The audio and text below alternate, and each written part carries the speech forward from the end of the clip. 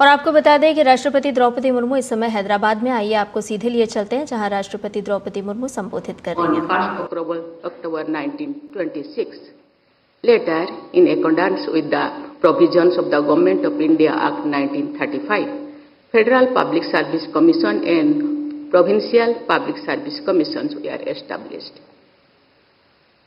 After we became a republic on January 26, 1950, the Union Public Service Commission and the State Public Service Commissions came into being.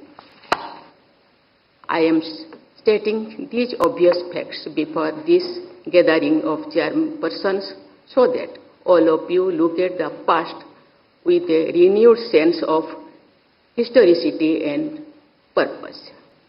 We must remind ourselves that during the years before our independence, government institutions were performing with entirely different mandates. Ladies and gentlemen, the makers of our constitution and nation builders like Sardar Patel changed the expectations from the public and civil services. In the discussions about the provisions concerning the Public Service Commissions, Baba Sahib Dr. Bhimrao Ambedkar made foundational contribution. Our constitution makers dedicated on an entire part of the constitution to service the Public Service Commissions. This highlights the significance they attach to the roles and functions of the Public Service Commissions for the Union and for the states. Our constitutional ideals of social, economic, and political justice and equality of status and of opportunity are most pertinent to the functioning of the Public Service Commissions. The preamble of Constitution, the fundamental right of equality of opportunity in matters of public employment of the directive principles guiding the state to secure a social order for the promotion of welfare of the people indicate the pathway for the Public Service Commissions. The Public Service Commissions should not only be guided by the ideals of equality of opportunity, but should also try to achieve the goal of equality of outcomes. In other words, the commissions are change agents who promote equality and equity. I acknowledge their contribution in guiding this change. The vision of our nation builders has been substantially translated into reality by the efforts of the civil servants selected by the UPSC and State Public Service Commissions. I express my appreciation for all the chairpersons and teams of UPSC and State Public Service Commissions, past and present, for their accomplishments. Indian emergence as an important economic and political power has been made possible by the major contribution of the civil servants selected and groomed by the Public Service Commissions in the country. You have been contributing to India's story of growth and development through the commissions you lead. Ladies and gentlemen, UPSC has emerged as one of our most trusted government institutions. Its credibility for an impartial selection system and contributing to the creation of highly professional teams engaged in civil and public service is widely acknowledged.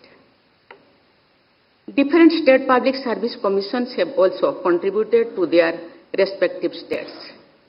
Thus, UPSC and state public service commissions have been diligently fulfilling their constitutional mandate.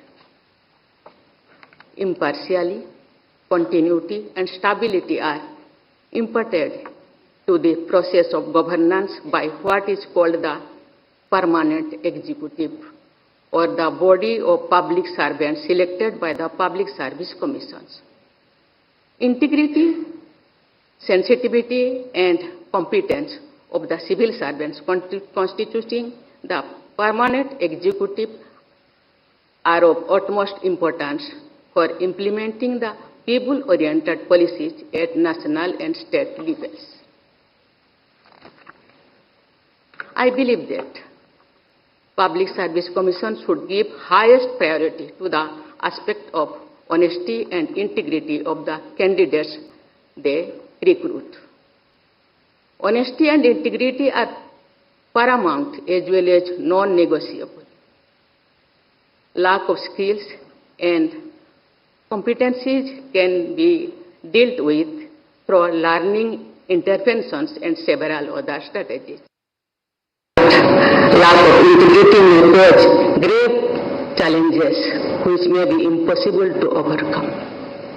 Public Service Commissions need to look for instruments and tools which help understand ethical orientation of candidates. In order of importance, the trait of sensitivity closely follows the life value of integrity. Young people seeking employment as civil servants should have the inclination to work for the marginalized and the vulnerable. Our civil servants should be particularly sensitive to the needs and aspirations of women. Gender sensitization should be given high priority by Public Service Commissions. The Public Service Commissions need to anticipate the emerging challenges on the frontier of technology, strengthening transparency and credibility, as well as developing globally comparable teams of civil servants.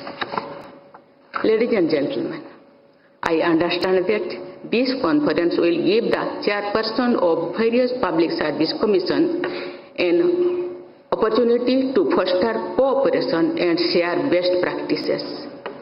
I have been told that the conference will deliberate on issues related to technology, legal aspects, and making the entire process of recruitment and more effective. I hope the deliberations in the conference will result in very useful, future-oriented solutions to important issues before the commissions. India is the world's fastest growing major economy and also a nation marked by enormous diversity, needs most effective governance system at all levels. The country is aiming to be the third largest economy in the world in the near future. We are also moving towards achieving the goal of Viksit Bharat by 2047. I am sure that the Public Service Commissions will continue to fulfill their responsibilities and contribute towards building a future-ready team of civil servants selected and guided by them.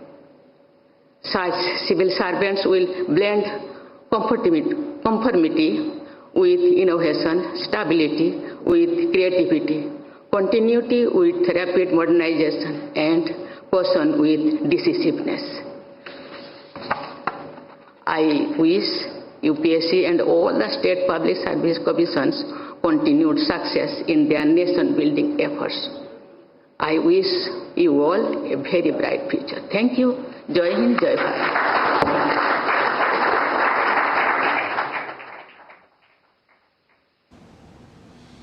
May I request all to raise for the national anthem. Hyderabad से